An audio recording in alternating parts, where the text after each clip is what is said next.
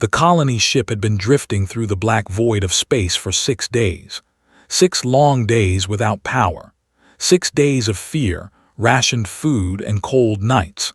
The ship carried 200 passengers, all of them far from home, all of them hopping for rescue that seemed like it would never come. Wiped the sweat from her forehead and looked at the broken engine core.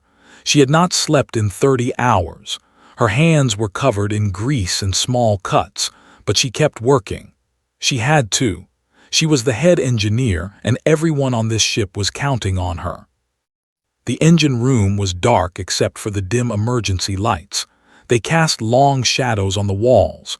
Somewhere above her, she could hear the soft hum of the backup systems. They were keeping everyone alive, but just barely. The air was getting thin. The water recyclers were failing. If she could not fix the main engine soon, none of that would matter. A soft sound came from the doorway.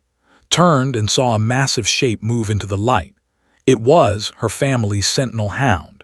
He stood 7 feet tall at the shoulder, with thick gray fur and eyes that glowed faint blue in the darkness. His body was built for war, with muscles like steel cables under his skin. But right now, he moved gently, carefully, like he was afraid of breaking something. 2 smaller shapes followed behind him. Her 12-year-old son walked first. He tried to look brave but could see the fear in his eyes. Behind him came Sara, her 9-year-old daughter. She was holding a small container of food. "Mom," Sara said quietly, "you need to eat." Smiled. It was a tired smile, but it was real. She put down her tools and walked over to her children. She knelt down and took the food container from Sara's hands. "Thank you, my little star," she said. Crossed his arms. "The captain says you've been down here too long. He says you need rest." "Captain Minyu worries too much," said. She opened the container and took a small bite of the protein bar inside. It tasted like nothing, but it would give her energy. Moved closer and pressed his huge head against side. She reached up and scratched behind his ear. The Sentinel Hound made a low, rumbling sound of contentment. These beasts had been created by humans long ago, designed to protect families across the dangerous reaches of space. They were loyal beyond measure, strong beyond reason, and they would die before letting harm come to their bonded humans. Had raised from a pup, he had been with her through everything: her wedding, the birth of her children, the death of her husband 3 years ago when raiders attacked their first ship, had killed 4 of them that day, tearing through metal and flesh to protect and Sara while fought beside him. Now he watched over her children while she worked. He never slept. He never complained. He simply waited and guarded as he always had. "Mom," said, his voice lower now, "are we going to die out here?" Looked at her son. He was trying so hard to be strong. He had been trying ever since his father died. But he was still just a boy. Still just 12 years old, carrying a weight no child should carry. She reached out and put her hand on his cheek. "No," she said firmly. "We are not going to die. I will fix this engine. I will get us moving again, and we will find our way home." Nodded slowly. He wanted to believe her, could see that. She hoped she was not lying to him. A crackling sound came from the communication panel on the wall. Then Captain Minyu's voice filled the engine room. "I need you on the bridge, now." Something in his voice made stomach tighten. She had known Minyu for 15 years. He was a calm man, a steady man. He did not panic easily, but right now he sounded afraid. She stood up quickly. "Stay with," she told her children. "I'll be back soon." She ran through the corridors of the ship, past families huddled together in the dim light, past crew members trying to keep order. When she reached the bridge, she found Minyu standing at the main viewport. His face was pale. "What is it?" asked. Minyu pointed out the window. "Look." Looked. At first she saw nothing but stars. Then she noticed movement. Something was coming toward them, something huge. It was a ship, but it was like no ship had ever seen. It was dark purple, almost black, with sharp angles and strange curves. It looked like an insect, she thought, like a giant beetle made of metal and glass. Minyu said quietly. Felt her blood go cold. They were an alien species that humanity had encountered 50 years ago. They were not enemies exactly, but they were not friends either. They were curious about humans in a way that made people uncomfortable. They liked to study things, to take them apart and see how they worked. What do they want? Asked. They're hailing us, Minyu said. They've offered to help. They say they can tow us to a nearby station. And you don't trust them. Would you? Watched the massive carrier drift closer. It was 10 times the size of the, maybe more. If they wanted to destroy them, there would be nothing anyone could do to stop it. But if they refused the help, they would die out here anyway, slowly, in the cold and the dark. We don't have a choice, said. Minyu nodded. He looked tired, he looked old. I know, I just wanted you here when they came aboard. You're the only person on this ship who can read people, human or otherwise. Watched as a smaller vessel detached from the carrier.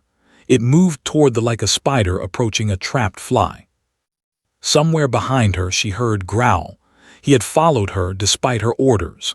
Her children were probably with him. She should have been angry, but instead she felt grateful. If something went wrong, at least they would all be together.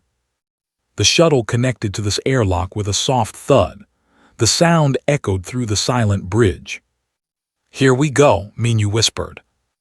The airlock door opened, and humanity met the unknown once again. That did not look like anything had expected. She had seen pictures before, of course. Everyone had, but pictures could not capture how strange they truly were. Commander stood at the front of the boarding party. He was tall and thin, with a body covered in dark green plates that looked like armor. His head was narrow and pointed, with 4 black eyes that never seemed to blink. When he spoke, his voice clicked and buzzed, translated by a small device attached to his chest. Greetings, humans, said. We have observed your distress. We wish to offer assistance. Captain Minyu stepped forward. His posture was straight and formal, but could see the tension in his shoulders. We thank you for your offer, Commander. Our ship has suffered engine failure. We have been drifting for 6 days. Tilted his head to the side. The movement was insect-like and unsettling. 6 days without main power. Impressive. Most species would have perished by now. Humans are stubborn, Minyu said. Yes, agreed. His 4 eyes moved across the bridge, studying everything. They stopped on who stood protectively near the back of the room. The Sentinel Hound's fur was raised, and a low growl rumbled in his throat. Fascinating, said. You travel with beasts. Sentinel Hounds, said, stepping forward. She felt tension ease slightly at the sound of her voice. They are our protectors, our family. His eyes moved too. Then they moved past her, to where Ansara stood half-hidden behind his massive body. The children had followed her to the bridge despite her orders. She would scold them later. Right now, she needed to focus on the aliens in front of her. Young ones, said. His voice changed slightly. There was something in it that did not like, something hungry. Human children, we have never seen them in person before. Moved to block's view of her children. They are not part of this conversation, she said firmly. His head tilted again. Of course, I meant no offense. We are simply curious. The abandoned individual child-rearing many centuries ago. Our young are grown in collective chambers, raised by machines. We do not understand the bond between parent and offspring. Then let me be clear, said. The bond is absolute. There is nothing a human parent would not do to protect their children. Nothing. For a long moment was silent. His 4 eyes stared at with an intensity that made her skin crawl. Then he made a sound that might have been a laugh. Interesting, he said. Very interesting. Minyu cleared his throat. Commander, you mentioned assistance. What exactly are you offering? Turned back to the captain. We will tow your ship to Relay Station 7. It is 3 days' travel from here.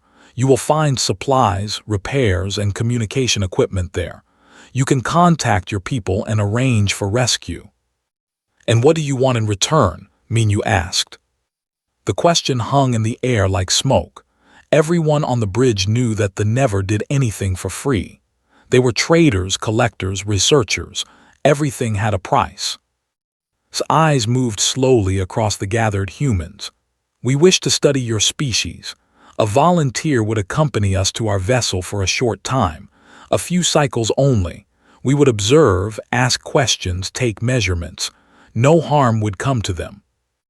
Absolutely not, Minyu said immediately. I will not ask anyone to. I understand your hesitation, interrupted smoothly. Perhaps you need time to consider. We will wait. But please understand, without our help, your ship will not reach safety.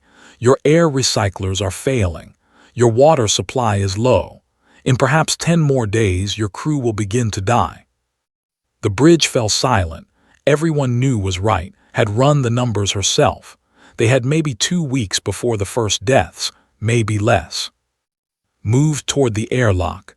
We will return tomorrow for your answer. Consider our offer carefully. They left as quietly as they had come. When the airlock sealed behind them, the bridge erupted into worried voices. People were scared. People were angry. Some said they should accept the offer. Others said it was a trap. Stood apart from the arguments. She was watching her children, had his arm around Sora trying to comfort her. Sora's face was pale and frightened. She had heard everything. She understood enough. That night could not sleep. She lay in her small cabin, staring at the ceiling, thinking about's words. The way his eyes had lingered on her children. The hunger in his voice when he called them fascinating. They wanted to study a human. Fine. But what would happen when a volunteer was not enough? What would happen when they wanted more? When they decided that adult humans were boring and children were more interesting? Had seen it before, in different forms. Raiders who took children for ransom. Slavers who saw young humans as valuable cargo. The universe was full of creatures who looked at the innocent and saw only opportunity. She would not let that happen to Sora. She would not let anyone take her children. A soft knock came at her door. She opened it and found Captain Minyu standing in the corridor. His face was gray with exhaustion. No one will volunteer, he said quietly. I've asked everyone. They're all too afraid. Nodded slowly. She had expected this. What are we going to do? Minyu asked. If we refuse we die. If we accept without a volunteer, they might take someone by force. I've heard stories about when they want something badly enough, they take it. Thought about her children sleeping in the next room. She thought about lying across their doorway like a living shield. She thought about her husband, dead for 3 years, and the promise she had made at his grave. I will protect them, always. I'll do it, said. Minyu stared at her. What? I'll be the volunteer. Tell tomorrow they can have me. You can't, your children. My children are exactly why I have to do this, said. Her voice was steady, but her hands were shaking. If I don't go, they might decide to take someone else, someone smaller, someone more interesting to them. I saw the way he looked at Sora. I know what he was thinking. Minyu was silent for a long time. Finally, he spoke. I can't ask you to do this. You're not asking, said. I'm telling you, this is my choice, the only choice I can live with. She closed the door and leaned against it, breathing hard. Tears ran down her face, but she made no sound. She could not let her children hear her cry. Tomorrow she would walk onto an alien ship. Tomorrow she would leave everything she loved behind. But tonight she would hold her children one last time. The morning came too fast. Stood in her cabin, looking at herself in the small mirror. She looked older than she remembered. The dark circles under her eyes had grown deeper. There were new lines on her face that had not been there a year ago. The weight of everything was showing. She had not told her children yet. She had spent the night lying beside them, watching them sleep, memorizing their faces. Had kicked off his blanket like he always did. Sora had curled into a tight ball, her small hands tucked under her chin. They looked so peaceful, so innocent. Now she had to break their hearts. She found them in the small common area of their family quarters, was trying to fix a broken toy that belonged to Sora. His tongue stuck out slightly as he concentrated, just like his father used to do. Sora was sitting on the floor with braiding small ribbons into the fur on his chest. The massive Sentinel Hound lay perfectly still, patient as always with the children he protected. Knelt down in front of them, she took a deep breath. "I need to tell you both something," she said. Looked up, he saw something in her face that made him put down the toy. Sora stopped braiding and turned to face her mother. "They have agreed to help us," said. "They will tow our ship to a station where we can get repairs and call for rescue." "That's good, right?" Sora asked. "Yes," said. "That's very good, but they want something in return. They want to study a human, learn about us, understand how we work." His eyes narrowed. He was smart, he was already figuring it out. "Who?" he asked. Reached out and took both of their hands. Her children's hands were so small in hers, so warm. "Me," she said. "I volunteered. I'm going to go with them for a little while." For a moment, neither child spoke. Then Sora's face crumpled, and she threw herself into his arms. "No," she cried. "No, Mom, you can't go. You can't leave us." Held her daughter tight. Tears burned in her own eyes, but she forced them back. She had to be strong. She had to make them understand. "Listen to me," she said. "Both of you listen. I am not leaving you forever. I am doing this to protect you. They are curious about humans. If I don't go, they might choose someone else. They might choose one of you." His face went white. "They wanted us," he said. "It was not a question." "I saw the way their commander looked at you," said. "I won't take that risk. I won't let anyone hurt you. Ever." Sora was sobbing now, her small body shaking against his chest.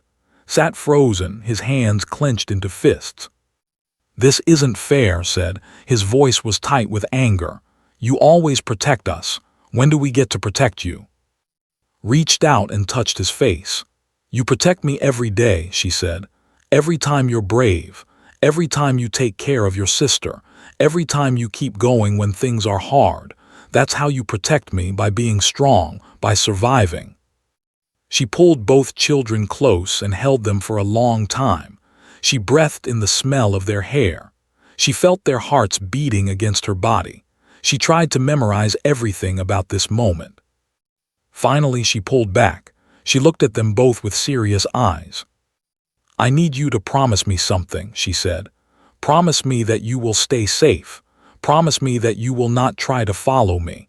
The ship is dangerous. I don't know what's on there. If something happened to you because you tried to come after me, I would never forgive myself." "But Mom," started. "Promise me," said. Her voice was firm. Looked at his mother.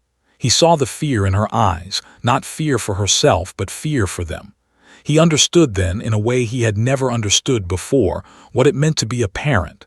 It meant being afraid all the time. It meant putting someone else's life before your own. "I promise," he said quietly. Sora sniffled and nodded.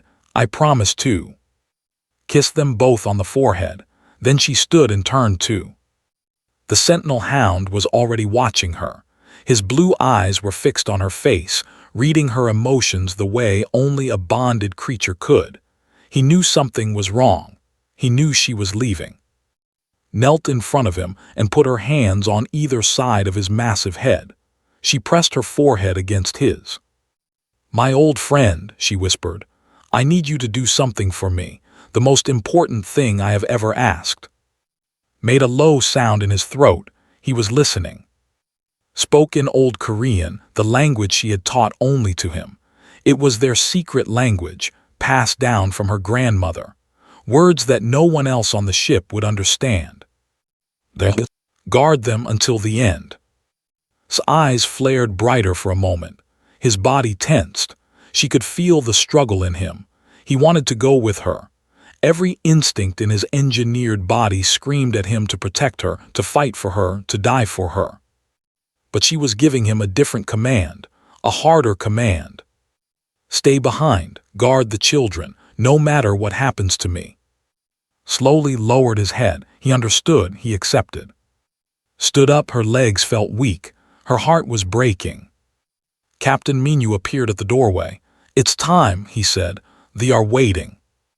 Nodded, she looked at her children one last time, was holding Sora's hand. Both of them were trying not to cry. "I love you," said, "more than anything in this universe, more than the stars themselves. Remember that. No matter what happens, remember that I love you." She walked out of the room before she could change her mind. The walk to the airlock felt like the longest journey of her life. Crew members watched her pass. Some of them nodded with respect. Others looked away, unable to meet her eyes. They all knew what she was doing.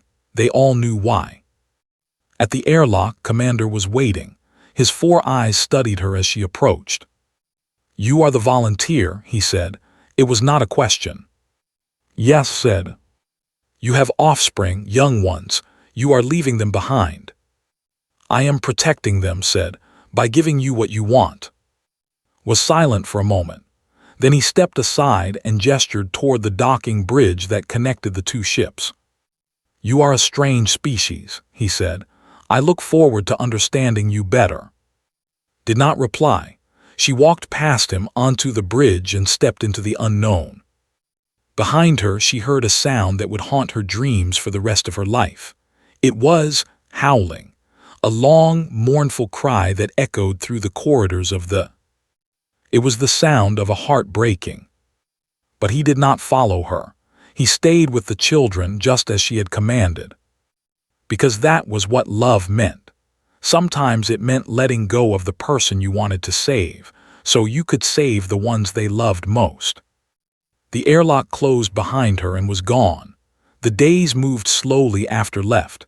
Time on the seemed to stretch and bend in strange ways. Hours felt like minutes. Minutes felt like hours. The ship was quieter now, as if everyone was holding their breath, waiting for something to happen. They kept their promise. Their carrier ship towed through the darkness of space, pulling them toward Relay Station 7. The engines on the human ship were still broken, but they no longer needed them. They were passengers now, helpless and dependent on their alien rescuers. Captain Minu tried to keep everyone calm. He made announcements every day, telling people that everything was going according to plan. He said that was safe. He said she would return when they were done with their studies. But noticed that the captain never looked anyone in the eye when he said these things. 3 days passed, then 4, then 5. Each day, Minu would contact the carrier and ask about. Each day, Commander would give the same response. The human female is well. She is providing valuable data. She will be returned when our studies are complete. No other information. No messages from herself. No proof that she was actually safe. Started to have nightmares. In his dreams, he saw his mother trapped in a dark room, surrounded by clicking, buzzing aliens who poked and prodded her with strange instruments. He woke up sweating, his heart pounding, his hands shaking.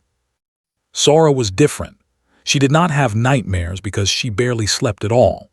She would lie awake for hours, staring at the ceiling, whispering conversations with herself. Sometimes would hear her talking to their father, even though he had been dead for 3 years. "Daddy, please bring Mom back. Please make her safe, please." It broke's heart every time. Never left their side. The Sentinel Hound lay across the doorway of their quarters, his massive body blocking anyone from entering without his permission. He ate little. He made no sound. He simply watched and waited, his blue eyes always moving, always alert. Sometimes late at night would hear whining softly. The great beast would look toward the viewport, toward the carrier that hung in the darkness beside them and make sounds of distress. He missed. He wanted to go to her, but her command held him in place like chains of steel. On the 6th day, heard something that made his blood run cold. He was walking through the ship's corridors, looking for food rations for Sora. 2 crew members stood nearby, talking in low voices. They did not notice in the shadows. "I feel bad for those kids," one of them said. "Their mother's not coming back." "You don't know that," the other replied. Come on. The don't return their test subjects. Everyone knows that. They probably have her in pieces by now, trying to figure out how human organs work. Keep your voice down, someone might hear. Did not wait to hear more. He ran back to his quarters, his stomach churning, his mind spinning. He locked himself in the small bathroom and sat on the floor, trying not to scream. They think she's dead. They think they killed her. He sat there for a long time, breathing hard, fighting the tears that threatened to fall. He was 12 years old. He was supposed to be brave. He was supposed to take care of his sister. But right now, he felt like a scared little boy who wanted his mother. When he finally came out, Sora was sitting with. She looked at with worried eyes. "You've been crying," she said. "No, I haven't," lied. "Your eyes are red." Sat down next to his sister. For a moment, neither of them spoke. Then Sora leaned against him, her small body warm against his side. "I want Mom to come back," she whispered. "Me too," said. "What if she doesn't?" The question hung in the air like poison. Did not know how to answer it. He thought about what his mother had said before she left. She had made him promise to stay safe. She had made him promise not to follow her. But she had also taught him something else, something more important than any promise. Family protects family, no matter what. That night after Sora fell asleep, crept out of bed. He moved quietly, careful not to wake. He pulled up the ship's technical manuals on his small personal tablet and began to study. He learned about the docking port that connected to the carrier. He learned about the ventilation ducts that ran through the ship like metal veins. He learned about the maintenance hatches that led to hidden passages throughout the vessel. A plan began to form in his mind. It was a crazy plan, a dangerous plan, but it was a plan. He would sneak onto the ship. He would find his mother. He would bring her home. He knew he could not do it alone. He would need help. He would need Sora. The next morning, he told his sister everything. He showed her the maps he had made, the routes he had planned, the timing he had calculated. Sora listened in silence. Her eyes were wide, but she did not look scared. She looked determined. "When do we go?" she asked. "Tonight," said. "At midnight, when most of the crew is asleep. We'll use the maintenance tunnels to reach the docking port. Then we'll cross to the ship and find Mom." "What about?" Looked at the massive Sentinel Hound sleeping in the corner. "He'll try to stop us. He has to because of Mom's command. So we need to be quiet. We need to sneak past him." Sora nodded slowly. "Okay," she said. "Okay, let's do it." That night, they waited until the ship grew quiet. They waited until the emergency lights dimmed for the sleep cycle. They waited until they could hear nothing but the soft hum of the engines and the distant rumble of the carrier. Then they moved. They crept out of their quarters, moving like shadows. The corridor outside was empty. The maintenance hatch was just ahead, exactly where research said it would be. They were going to make it. They were going to save their mother. Then a shape stepped out of the darkness in front of them. The Sentinel Hound stood in the center of the corridor, his massive body blocking the path completely. His blue eyes glowed in the dim light. He looked at the children with an expression that might have been sadness, might have been love, might have been pain. But he did not move aside. Felt his heart sink into his stomach. They had failed before they even started. Had known, he had always known, and he would not let them pass, stood frozen in the corridor staring at. The Sentinel Hound filled the entire passage, his massive shoulders brushing the walls on both sides. There was no way around him, no way past him. He was a living wall of muscle and fur and loyalty. Said, trying to keep his voice calm, "We need to get through, move aside." The Sentinel Hound did not move. His blue eyes watched with something that looked like sorrow. "Please, Mom is on that ship, she needs us." Still nothing. Lowered his head slightly, but his body remained firmly planted in the corridor. He was not going to move, not for anything. Felt something break inside him. All the fear, all the worry, all the anger he had been holding back for days came rushing to the surface.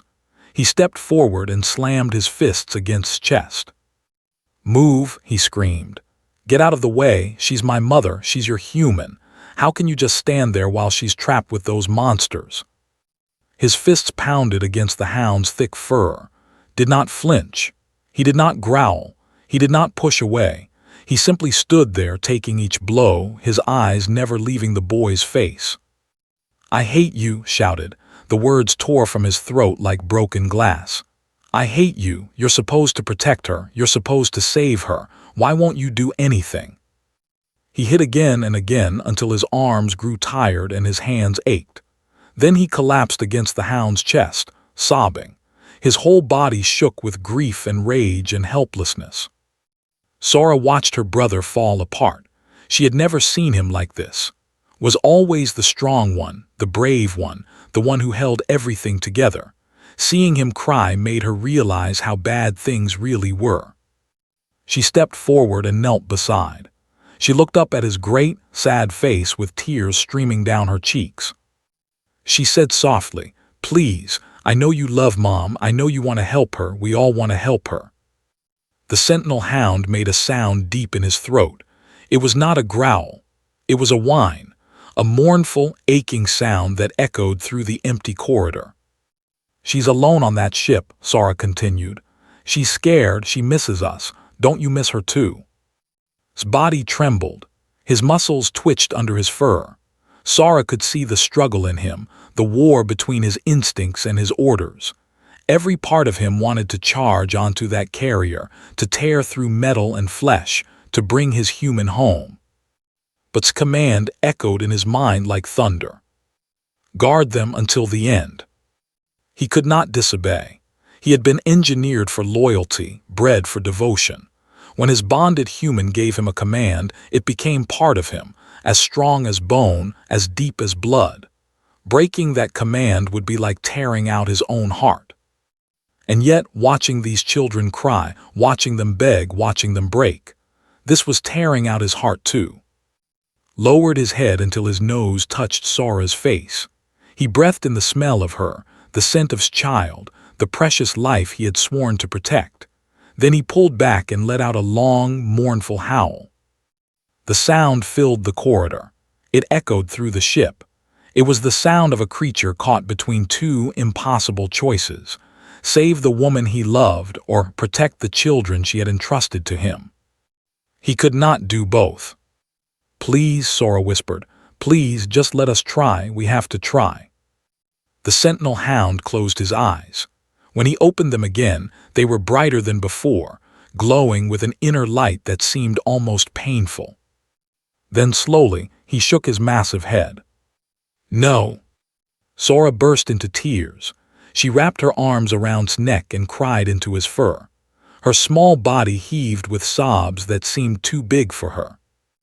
Pushed himself up from where he had fallen. His eyes were red and swollen. His voice was hoarse.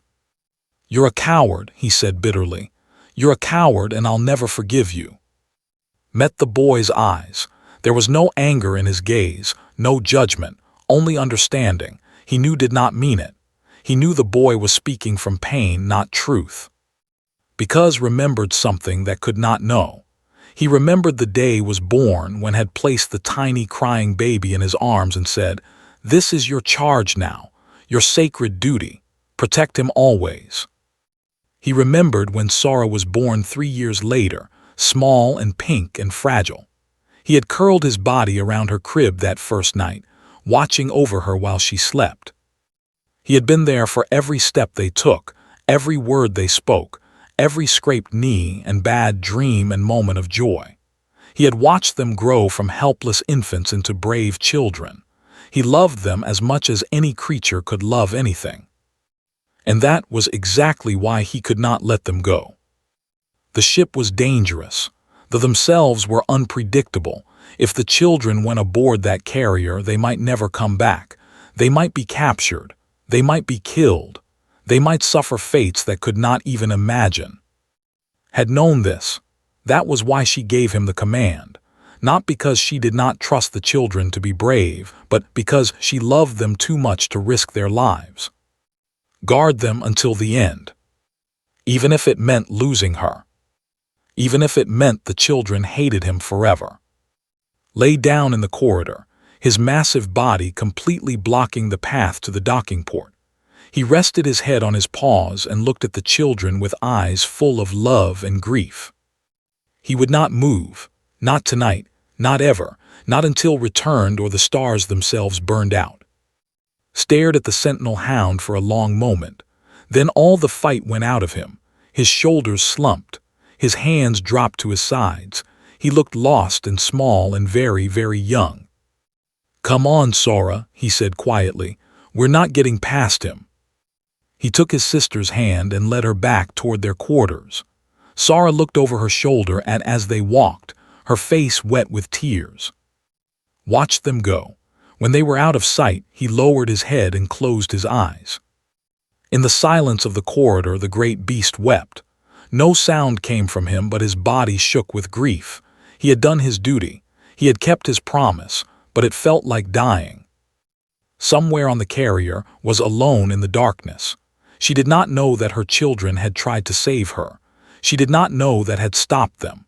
She only knew that she missed them with an ache that filled her entire body. She pressed her hand against the cold metal wall of her cell and whispered into the silence. "Stay safe, my bobbies. Stay with he'll keep you safe."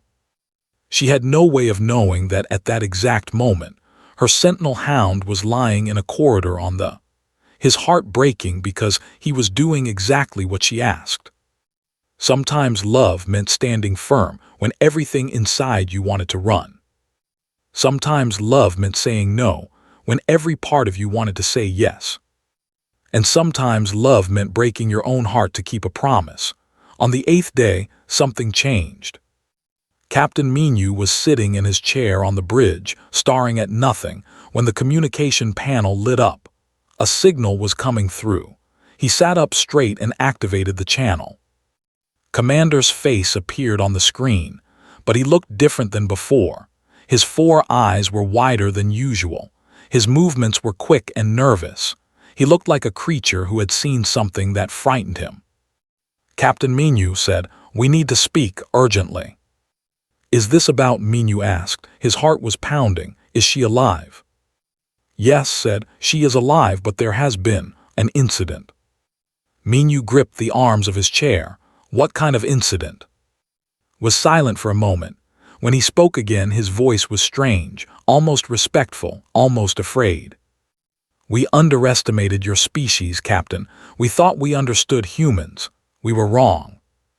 He told Minu everything.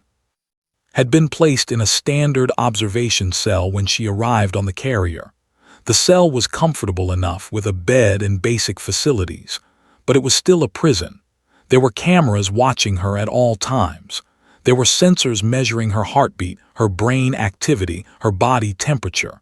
They wanted to record everything. For the first 2 days had cooperated. She answered their questions. She allowed them to take measurements. She was calm and quiet and obedient. Then things changed. On the 3rd day, a scientist had made the mistake of asking about her children. He wanted to know how human offspring developed. He wanted to know about the bond between parent and child. He asked if would consider bringing Sora to the carrier for observation. Something had broken inside at that moment.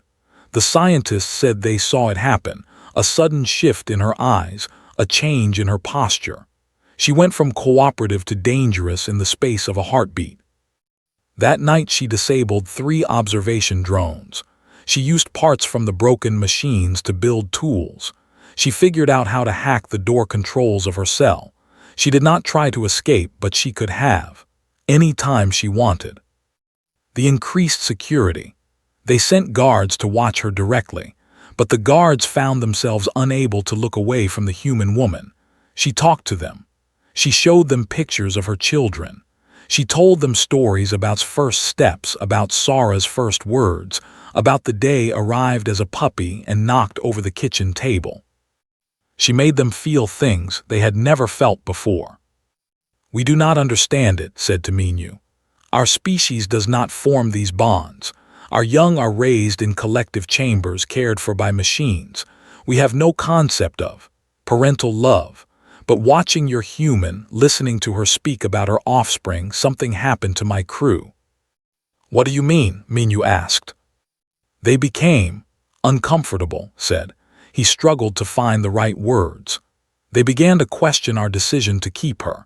Some of them refused to participate in the observation. One guard said he could not stop thinking about the way her voice changed when she talked about her children. He said it made him feel empty inside." Minyu could not believe what he was hearing. A species that conquered star systems and studied other creatures like laboratory specimens, had been disturbed by a single human mother talking about her children. "There is more," continued. "We found messages in her cell. She had carved them into the walls using the tools she made. They were not messages to us. They were calculations, star charts, navigation coordinates. She had figured out a faster route for your ship to reach human space. She spent her time as our prisoner trying to find ways to help her people get home." His 4 eyes blinked rapidly. "We have encountered many species in our travels, Captain. Some fight, some surrender, some go mad with fear, but we have never met a creature who responded to captivity by trying to save everyone else." Minyu felt tears forming in his eyes. That was exactly who she was. Even locked in an alien cell surrounded by enemies, she had never stopped fighting, never stopped caring, never stopped being a mother. "Why are you telling me this?" Minyu asked. Was quiet for a long moment. Then he asked a question that would echo through history for generations to come. "Is this what all humans are like?" Minyu thought about his own family back on Earth. He thought about his daughter, grown now with children of her own. He thought about what he would do if someone threatened them, what he would become, what lines he would cross. "When it comes to our children," Minyu said slowly, "we're worse." Stared at him through the screen. His 4 eyes held something new, something that might have been fear. "I believe you," he said. There was a pause, then straightened up, his armor plates clicking together. "We are releasing the human female," he said. "Immediately. Our studies are complete." "Complete?" Minyu asked. "After 8 days, I thought you needed more time." "We have learned enough," said. "Perhaps more than we wanted to know. Your species is remarkable and terrifying. The bond between your parents and offspring is unlike anything we have encountered. It makes you unpredictable, dangerous, impossible to truly contain." He paused again, his eyes distant. "We came to study humans because we thought you were interesting. Now we know the truth. You are not merely interesting. You are something else entirely, something the galaxy has never seen before." "And what is that?" Minyu asked. His voice dropped low. "You are a species that will tear apart stars to protect your young. You are a species that turns captivity into resistance and prison walls into messages of hope. You are a species that bonds with beasts and makes them family." He shook his head slowly. "We will not be keeping any more human volunteers, Captain, and we will be advising others to do the same. Your species is too dangerous to cage. The moment you put a human in a box, they start figuring out how to break it. And if that human has children waiting for them, they become something worse than any weapon we have ever created." Minyu smiled despite everything. "We appreciate your understanding." "Understanding" made a sound that might have been a laugh. "I do not understand humans at all, Captain. I don't think any ever will, but I have learned one thing from this experience." "What's that?" "Never get between a human and their offspring. The results are unpleasant." The communication ended. Minyu sat in silence for a moment, processing everything he had just heard. Then he stood up and walked to the intercom. "Attention all passengers," he said, "is coming home." Somewhere in the ship's corridors, a Sentinel Hound raised his head. His ears perked up. His tail began to move for the first time in days. And in the quarters where 2 children sat waiting, A boy and a girl heard the captain's words and began to cry. Their mother was coming back. The docking bridge extended between the two ships like a thin metal thread connecting two worlds. Stood on the side looking across at her home, her family, everything she had been fighting for. She looked different than she had 8 days ago. She was thinner. Her clothes were torn and dirty. There were dark circles under her eyes and new lines on her face, but she was alive. She was standing, and she was going home. Commander stood beside her. His 4 eyes watched her with an expression she could not quite read. "You are free to go," he said. "Our study is complete." Turned to face him. "Complete? You barely asked me any questions." "We learned more from observing you than from any questions we could have asked," said. "You showed us what humans truly are. It was educational." "And what did you learn?" Was quiet for a moment. Then he spoke slowly, choosing his words with care. "We learned that humans are not a species to be studied. They are a force to be respected, perhaps even feared." Almost laughed. She did not feel like a force to be feared. She felt like a tired mother who wanted to hold her children. "You know," she said, "I'm not special. I'm not a soldier or a hero. I'm just an engineer, a mother. There are billions of humans out there, and most of them would have done the same thing I did." Tilted his head. "That is precisely what frightens us." He stepped back and gestured toward the docking bridge. "Go, your offspring are waiting." Took a deep breath. Then she stepped onto the bridge and began to walk. The distance was not far, maybe 50 meters, but each step felt heavy with meaning. She had walked away from her children 8 days ago, not knowing if she would ever see them again.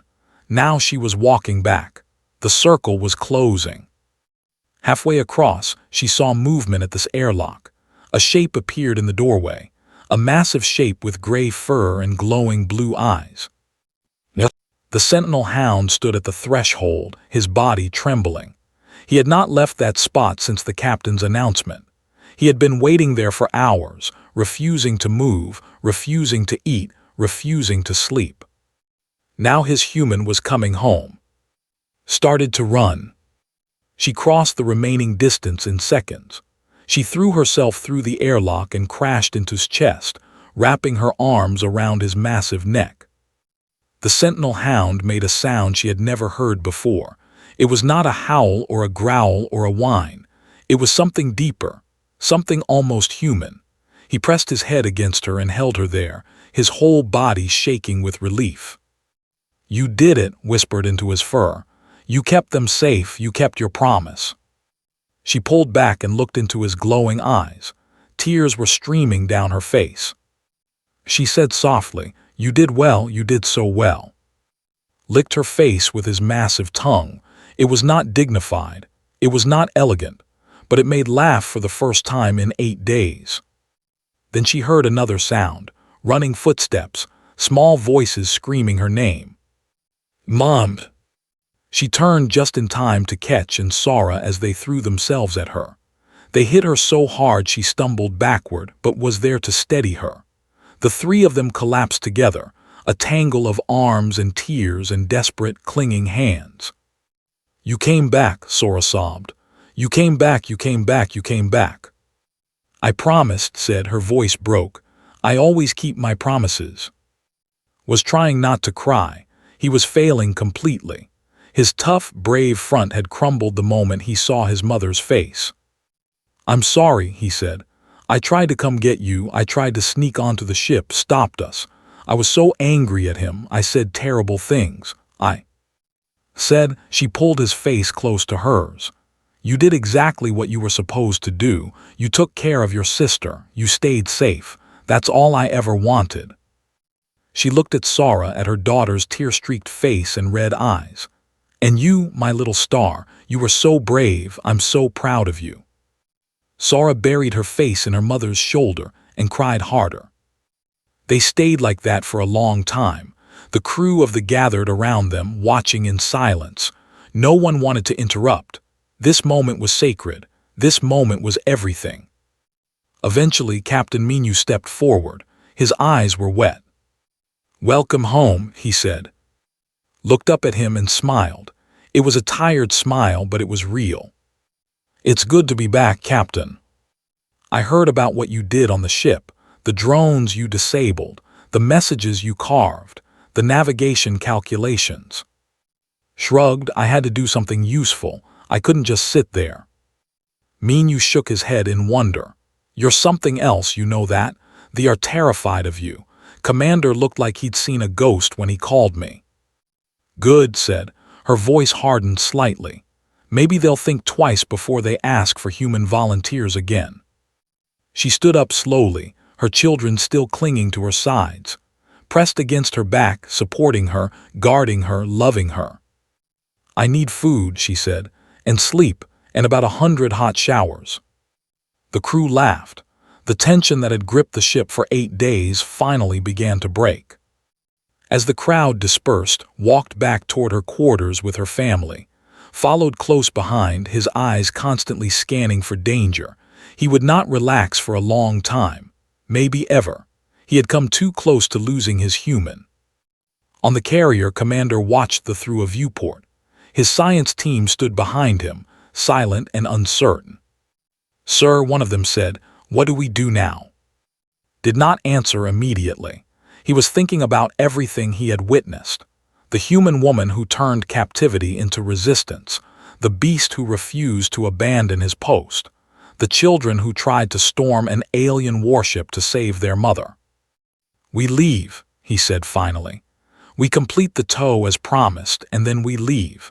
We file our report and recommend that no vessel ever attempts to hold a human against their will." "But sir, our research—" "Our research is done," said firmly. "We wanted to understand humans, now we do." He turned away from the viewport. "They are not like us. They are not like any species we have encountered. They bond with beasts and make them family. They sacrifice themselves for offspring who are not even fully grown. They carve hope into prison walls and turn isolation into innovation." His voice dropped lower. "And when you threaten their young, they become something that no amount of technology can stop, something ancient and terrible and beautiful." He walked toward the door, his armor plates clicking softly. "The galaxy should be very careful around humans, especially the ones with something to protect." Behind him, through the viewport, the continued its journey toward safety. Inside, a mother held her children close while a Sentinel Hound stood guard. They had survived, they had endured, they had proven once again what humans did best. They fought for the ones they loved. And in a universe full of dangers, that made them the most dangerous thing of all.